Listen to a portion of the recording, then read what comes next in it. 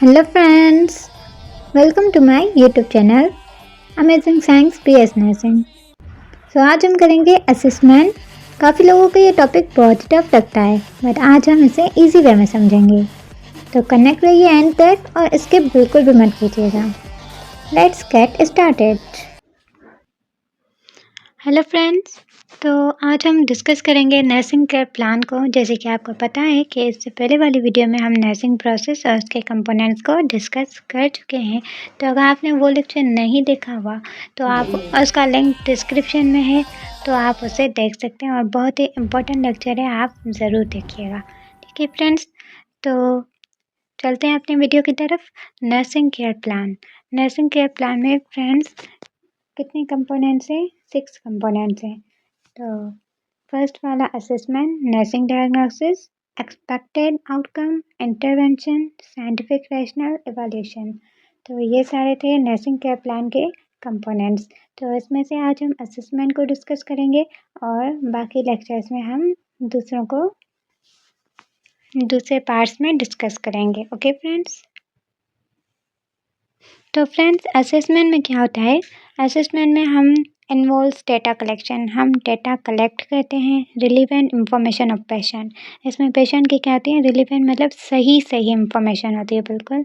And verification, और verification भी उसकी हुई होती है। मतलब हम वेरिफिकेशन कैसे कहते हैं? बार बार पेशेंट से पूछ कर कि आपको कौन सा दर्द है, क्या फील करती हैं, या ऐसे ही हम उनसे क्वेश्चंस कर कर वेरिफिकेशन करते हैं। ठीक है फ्रेंड्स, असेसमेंट में।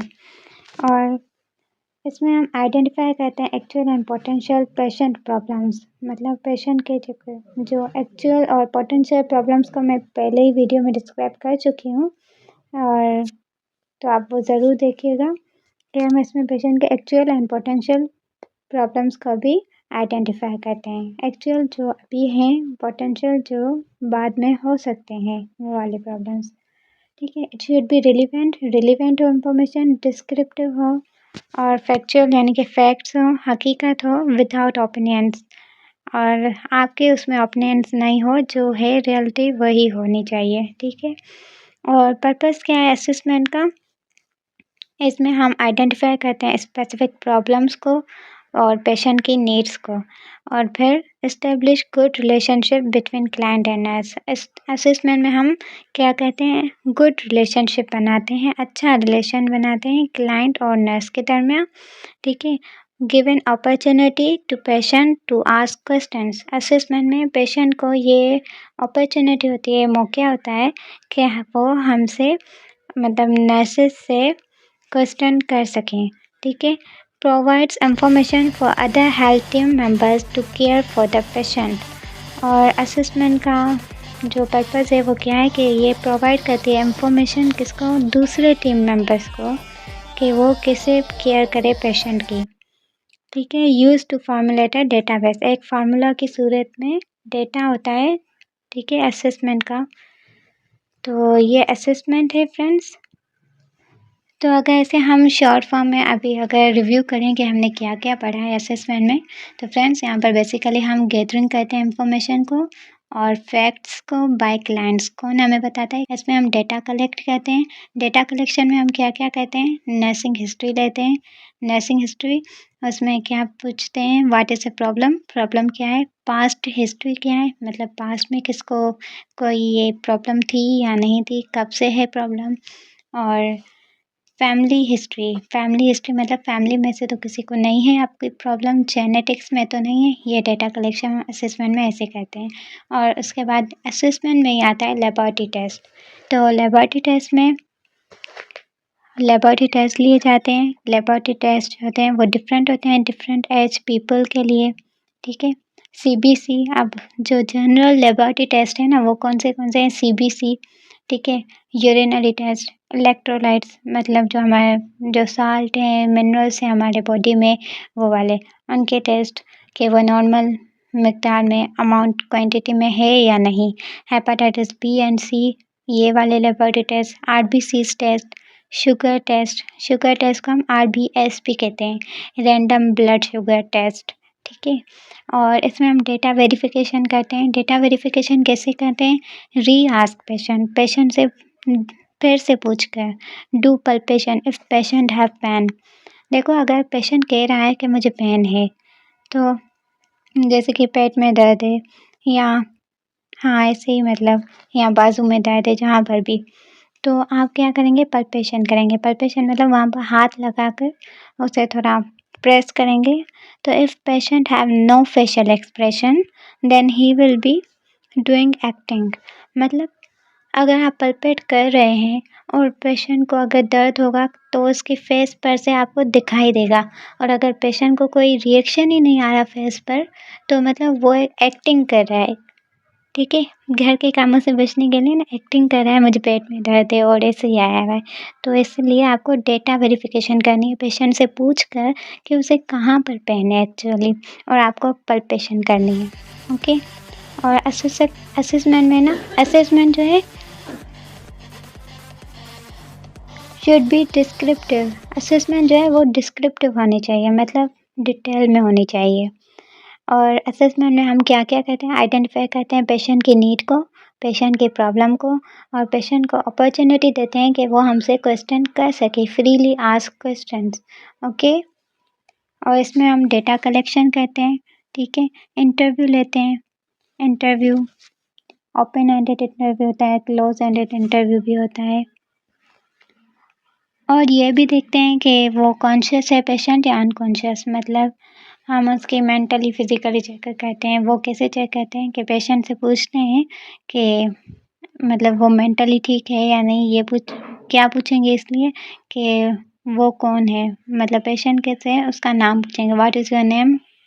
तो अगर वो सही बता रहा है, और उसके बाद पूछेंगे आप कहाँ हो, तो मतलब वो हॉस्पिटल में या घर में है, तो वो ये बता सकता है। टाइम, मतलब टाइम ऐसे नहीं कितना टाइम हुआ है, मतलब मॉर्निंग है, इवनिंग है, नाइट है, तो ऐसा कि अभी क्या है, दोपहर है, तो डे टाइम है। तो ये अगर पेशेंट सही बता रहा है तो वो मेंटली स्टेबल है, सही है, कॉन्शियस है। ठीक है, अनकॉन्शियस नहीं है। उसके बाद आता है इंटरव्यू। तो इंटरव्यू ओपन एंडेड भी हो सकता है, क्लोज एंडेड भी हो सकता है।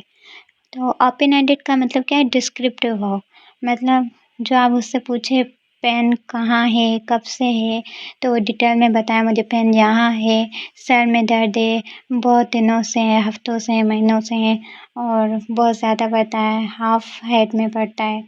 तो ये क्या हुआ, ओपन एंडेड है। और क्लोज एंडेड इंटरव्यू क्या होता है, उसमें सिर्फ यस और नो का आंसर होता है, मतलब आपको बुखार है, हाँ या ना, मतलब ऐसे ही हाँ या ना में आंसर आए, तो ये क्या है, क्लोज एंडेड है। ओके, डेटा जो है ना फ्रेंड्स, वो हम 2 और मोर पर्सन से भी कलेक्ट कर सकते हैं।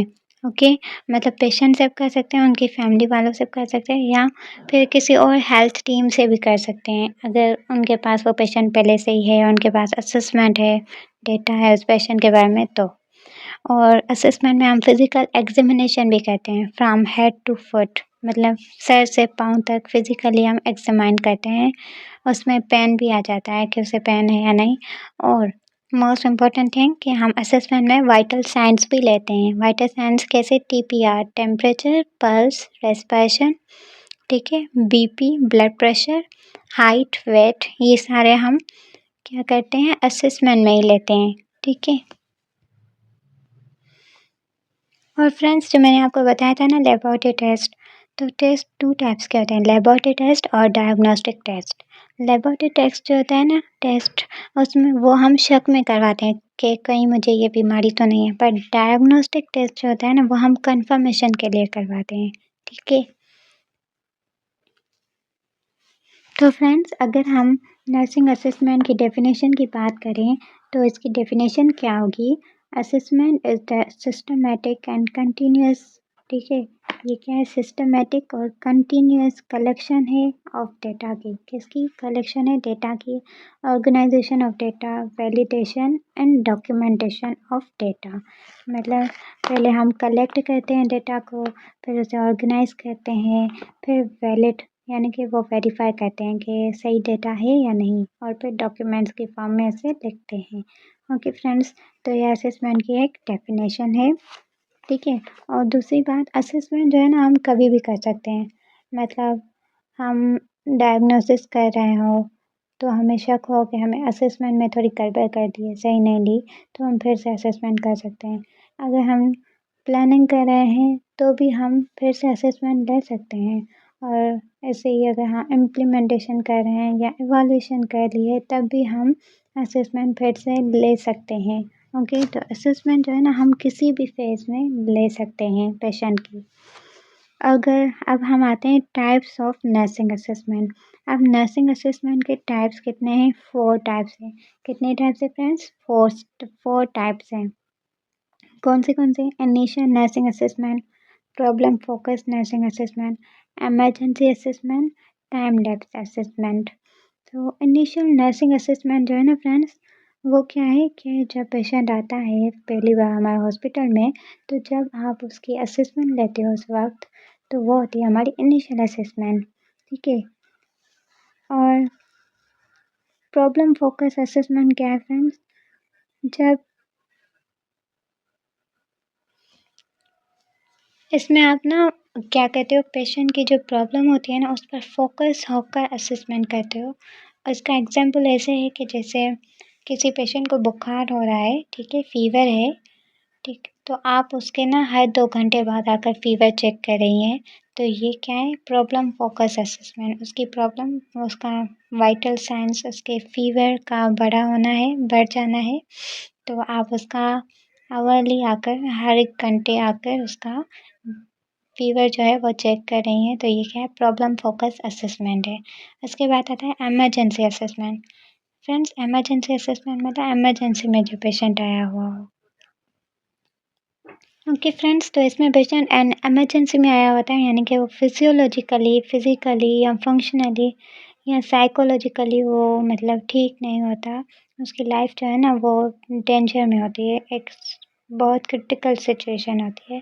तो इसका एग्जांपल कैसे हो सकता है? जैसे कि हमारी rapid assessment of individuals airway, मतलब हमारे जो साँस है ना वो फूलने लगती है, हमें साँस नहीं आती सही से, ब्रीथिंग स्टेटस हमारा सही नहीं होता, सर्कुलेशन जो है ना हमारी ब्लड सर्कुलेशन वो भी सही नहीं होती, मतलब कार्डियक अरेस्ट होता है, यानी कि हार्ट अटैक होता है। Okay friends,